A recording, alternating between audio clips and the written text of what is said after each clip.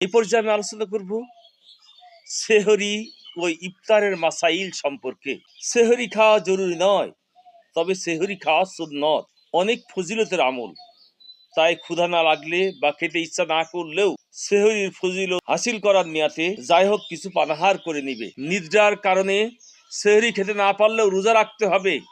সেহরি না খেতে পারায় রোজা না রাখা অত্যন্ত পাপ। সেহরির সময় আছে বা নেই নিয়ে সন্দেহ হলে সেহরি না খাওয়া উচিত। এরূপ সময়ে খেলে রোজা কাজা করা ভালো। আর যদি পরে নিশ্চিতভাবে জানা যায় যে তখন সেহরির সময় ছিল না, তাহলে কাজা করা ওয়াজিব। সেহরির সময় আছে মনে করে পানাহার করলো, অথচ পরে জানা গেল যে তখন সেহরির সময় ছিল না, তাহলে রোজা হবে না।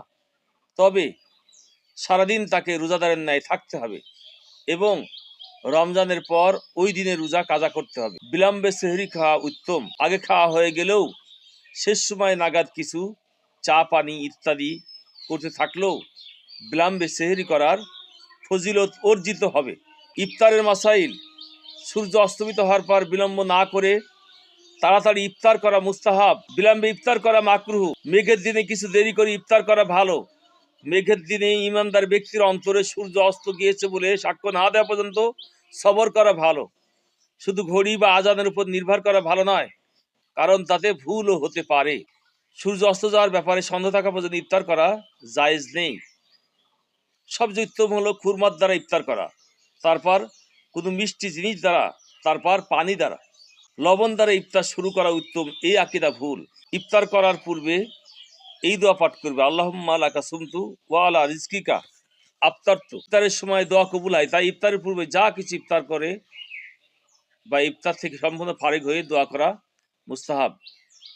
এই দোয়া করা যায়: জাহাবা জামাউ আবতাল্লাতিল উরুকু অসাবাতিল আজরু ইনশাআল্লাহ।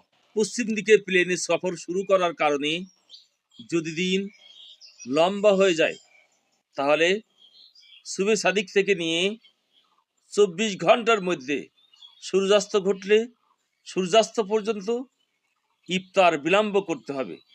আর 24 ঘন্টার মধ্যেও সূর্যাস্ত না ঘটলে 24 ঘন্টা পূর্ণ হওয়ার সামান্য কিছু পূর্বে ইফতার করে নিবে। পূর্ব দিকে প্লেনে সফর করলে যখনই সূর্যাস্ত পাবে তখনই ইফতার করবে। সম্মানিত উপস্থিতি, ইসলাম আমাদের জন্য সবকিছু অত্যন্ত সহজ করে দিয়েছে। আমরা যদি সেটা সহজভাবে মেনে চলি, তাহলে আমাদের জন্য খুবই ফজিলত বয়ে নিয়ে আসবে। এই জন্য আসুন আমরা আমাদের রোজার পরিপূর্ণতা, আমাদের রোজার হক আদায় করতে হলে আমরা সেহরি ইফতারের মাসাইলগুলোকে আমরা আমাদের বাস্তবে আমল করার চেষ্টা করি।